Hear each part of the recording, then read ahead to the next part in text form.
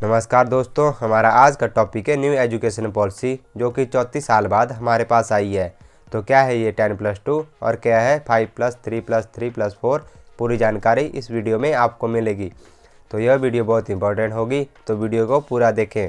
अगर आप स्टूडेंट हैं या स्टूडेंट के माता पिता हैं तो यह जानकारी आपको ज़रूर सुननी चाहिए, चाहे तो आप इनको नोट भी कर सकते हैं। तो चलिए वीडियो को शुरू करते हैं। तो भारत सरकार के मानव संसाधन विकास मंत्रालय ने इस नई नीति की घोषणा कर दी है। तो इस नई नीति से देश के तमाम छात्र, परिवार तथा उनके माता पिता के जीवन में इस नई नीति से क्या क्या बदलाव आने वाले हैं, इनके बारे में हम डिटेल में चर्चा करेंगे। तो अब तक जो भारत में स्कूली शिक्षा थी वह +2 के फॉर्मेट पर चलती थी, परंतु अब इसे बदलकर 5+3+3+4 के फॉर्मेट में चेंज कर दिया गया है। तो इस नीति के अनुसार आपके जो एग्ज़ाम ईयर होंगे वो पहले जैसे ही रहेंगे, इनमें कोई भी बदलाव नहीं होगा। अब आप सोच रहे होंगे कि 5+3+3+4 को अगर हम जोड़ते हैं तो यह तो 15 साल हो जाएंगे, तो क्या हमें अब +2 तक की पढ़ाई करने के लिए 15 साल लगेंगे? तो ऐसा बिल्कुल नहीं होगा। आपकी +2 होने में जैसे 12 साल लगते थे वैसे ही लगेंगे, और जैसे पहले एग्ज़ाम होते थे वैसे ही होंगे। तो अब बात करेंगे कि यह 5+3+3+4 आखिर क्या है। तो यह शिक्षा प्रणाली में स्टेजें बनाई गई है, तो आप कंफ्यूज ना हो, बस वीडियो को ध्यान से देखते रहें। तो 5 स्टेज में क्या होगा, 3 स्टेज में क्या होगा, फिर 3 स्टेज में क्या होगा और आखिर में 4 स्टेज में क्या होगा, इनके बारे में हम एक एक करके जानेंगे। तो अब पहले जानेंगे 5 ईयर स्टेज के बारे में। तो इसके तहत स्कूलों के पहले 5 वर्षों की पढ़ाई फाउंडेशन स्टेज मानी जाएगी, यानी इस दौरान छात्रों के लिए मजबूत नींव तैयार की जाएगी, और इसका कार्यक्रम NCERT द्वारा तैयार किया जाएगा। और इसमें प्री प्राइमरी के 3 वर्ष और पहली व दूसरी कक्षा का 1-1 वर्ष शामिल होगा, तभी यह 5 ईयर स्टेज होगी। तो इसके तहत बच्चों को खेलकूद व अलग अलग गतिविधियों द्वारा पढ़ाई कराई जाएगी, यानी अब इन बच्चों पर किताबों का बोझ पहले जैसा नहीं होगा और वह आनंदमय रूप से स्कूलों में पढ़ाई करेंगे। तो इस प्रकार हमारी पहली और दूसरी क्लास कंप्लीट होगी। अब बात करेंगे 3rd ईयर स्टेज के बारे में, जिसमें कि 3rd क्लास से लेकर 5 क्लास तक के छात्र शामिल होंगे। इस पढ़ाई के दौरान छात्रों को भविष्य के लिए तैयार किया जाएगा।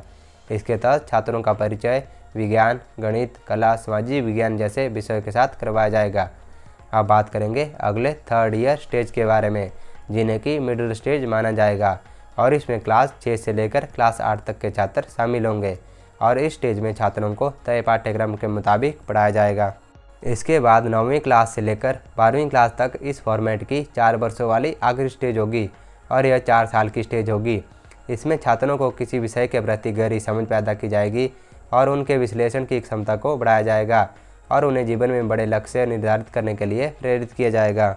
अब बात करेंगे सबसे बड़े बदलाव के बारे में। अब स्कूलों में स्ट्रीम सिस्टम नहीं रहेगा। पहले स्कूलों में 3 स्ट्रीम होती थी, आर्ट्स, कॉमर्स और साइंस। अगर आर्ट्स वाले स्टूडेंट को अकाउंट अच्छा लगता था तो वह अकाउंट नहीं पढ़ सकता था, और अगर साइंस के स्टूडेंट को इतिहास पढ़ना होता था तो वह इतिहास नहीं पढ़ सकता था। परंतु अब नई शिक्षा नीति के अनुसार यह स्ट्रीम वाली बाधा को तोड़ दिया गया है। अब आप आर्ट्स के स्टूडेंट होकर फिजिक्स पढ़ना चाहते हैं तो आप पढ़ सकते हैं, और आप कॉमर्स के स्टूडेंट होकर हिंदी पढ़ना चाहते हैं तो वह भी पढ़ सकते हैं, और अगर आप साइंस के स्टूडेंट हैं और अकाउंट पढ़ना चाहते हैं तो आप वो भी पढ़ सकते हैं। जो भी विषय आपको अच्छा लगता है आप उसमें पढ़ाई कर सकते हैं। इसके बाद अगली महत्वपूर्ण बात है कि 5वीं क्लास तक की पढ़ाई बच्चे अपनी मातृभाषा यानी हिंदी, बंगाली, उर्दू, संस्कृत, जो भी आपकी मातृभाषा है उसमें कर सकते हैं। अंग्रेजी भाषा की अनिवार्यता खत्म कर दी गई है। अगर आप चाहते हैं कि इंग्लिश पढ़ सकते हैं तो पढ़ सकते हैं, अगर आप नहीं चाहते हैं तो आप अपनी लोकल भाषा में 5वीं की पढ़ाई कर सकते हैं। ज़बरदस्ती से जो इंग्लिश पढ़ाई जाती थी वह नहीं रहेगी, इंग्लिश बस एक विषय के तौर पर होगी। 6 क्लास के बाद बच्चों को कंप्यूटर की कोडिंग व सॉफ्टवेयर बनाने का मौका मिलेगा। जैसा कि जापान व चीन में छोटी उम्र के स्टूडेंट कोडिंग व सॉफ्टवेयर बनाते हैं, वैसा यह भारत में होगा। अब 6 क्लास के बाद बच्चों को इंटर्नशिप करने का भी मौका मिलेगा। अगर किसी बच्चे के पास कोई एक्स्ट्रा टैलेंट है और वह उसे इम्प्रूव करना चाहता है तो वह भी कर सकता है। उदाहरण के तौर पर किसी बच्चे को डांस पसंद है तो वह स्कूल के पीरियड के दौरान ही डांस टीचर के पास जाकर डांस सीख सकता है। वैसे ही अगर किसी बच्चे को कंप्यूटर की कोडिंग पसंद है तो वह स्कूल के पीरियड के दौरान ही कंपनी में जाकर कोडिंग सीख सकता है और अपनी स्किल को भी इम्प्रूव कर सकता है। वैसे ही अगर बच्चे को पेंटिंग पसंद है तो वह स्कूल के दौरान ही पेंटर के पास जाकर पेंटिंग सीख सकता है।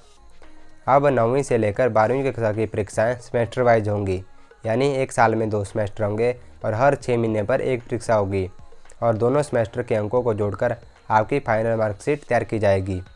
अब आपको पूरा साल पढ़ाई करनी होगी। ऐसा नहीं चलेगा कि साल के एंड में 1 महीना आप पढ़े और एग्ज़ाम पास कर लिए, वह नहीं चलेगा। अब बच्चे को उसकी व्यवहार और क्षमता पर ज़्यादा ध्यान दिया जाएगा। रट्टा लगाने वाला सिस्टम को भी ख़त्म कर दिया गया है।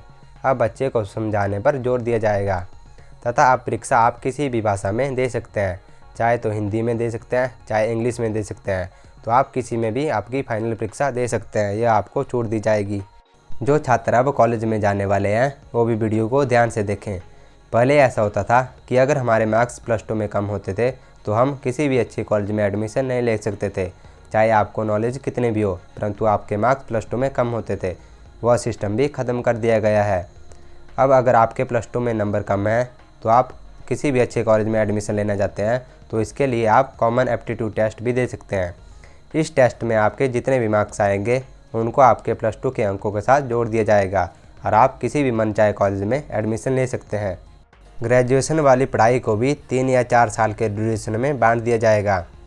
पहले ऐसा होता था कि अगर आप 1 साल कॉलेज गए और फिर बीच में छोड़ दिया तो वह साल आपका वेस्ट हो जाता था। आप कॉलेज करना चाहते हो तो पूरा करो या फिर मत करो, बीच में छोड़ने का कोई फ़ायदा नहीं होता था। परंतु अब इस प्रणाली को नई शिक्षा नीति में बदल दिया गया है। अगर आप 1 साल कॉलेज जाते हैं और फिर बीच में छोड़ देते हैं तो आपको 1 साल का सर्टिफिकेट दिया जाएगा, आपका वो साल वेस्ट नहीं होगा। वैसे ही आप 2 साल बाद पढ़ाई छोड़ते हैं तो आपको डिप्लोमा मिलेगा तथा 3 साल बाद पढ़ाई छोड़ते हैं तो आपको डिग्री मिलेगी। वैसे ही अगर आप 4 साल लगाते हैं तो आपको रिसर्च सर्टिफिकेट के साथ डिग्री मिलेगी। इस डिग्री में आप 1 से ज़्यादा विषय में पढ़ाई कर सकते हैं। यह व्यवस्था मल्टी एंट्री और मल्टी एग्जिट वाली होगी। आप जब चाहे प्रवेश लेंगे और जब चाहे छोड़ सकते हैं। इसके लिए एकेडमिक बैंक ऑफ क्रेडिट बनाया जाएगा। यह सब डिजिटल और ऑनलाइन होगा। जब आप कोर्स को बीच में छोड़ेंगे तो उसके मार्क्स इसमें डाल दिए जाएंगे और जब आप इसको पूरा करेंगे तो फाइनल मार्क्स के साथ इन मार्क्स को जोड़ दिया जाएगा। अब एक और महत्वपूर्ण बात है कि स्कूलों कॉलेजों में संस्कृत भाषा को बढ़ावा दिया जाएगा। अब आईआईटी कॉलेजों में आर्ट्स और ह्यूमैनिटी के विषय को भी पढ़ाया जाएगा। साहित्य व कला को हर कॉलेज में पढ़ाया जाएगा। स्कूलों कॉलेजों में फ़ीस के बारे में हमेशा चर्चा होती रहती है, तो यह भी निर्धारित होगी। अब आप सोच रहे होंगे कि यह नीति कब लागू होगी, तो आपकी जानकारी के लिए बता दें कि इसके लिए जो बिल तैयार किया गया था वो नेशनल हायर एजुकेशन था। इसको की कैबिनेट से मंजूरी मिल गई है और इसे अब संसद में पेश किया जाएगा और विभिन्न स्टेटों में लागू किया जाएगा। इसी शिक्षा नीति की घोषणा के साथ मानव संसाधन मंत्रालय का नाम बदलकर शिक्षा मंत्रालय रख दिया जाएगा। नई शिक्षा नीति को तैयार करने के लिए 2 लाख से ज़्यादा लोगों की राय ली गई तथा उसी के बाद इसकी घोषणा की गई। ये शिक्षा नीति वर्ष 2021-22 के एकेडमिक सेशन तक लागू हो जाएगी, यानी आपका अगला सेशन जो 2021 में होगा वह नई नीति व नए नियमों के साथ लागू होगा। अगर आपको मेरी वीडियो अच्छी लगी हो तो मेरे चैनल को सब्सक्राइब जरूर करें, तब बेल आइकन की घंटी जरूर दबा दें ताकि आपको मेरे आने वाले वीडियो की नोटिफिकेशन मिलती रहे।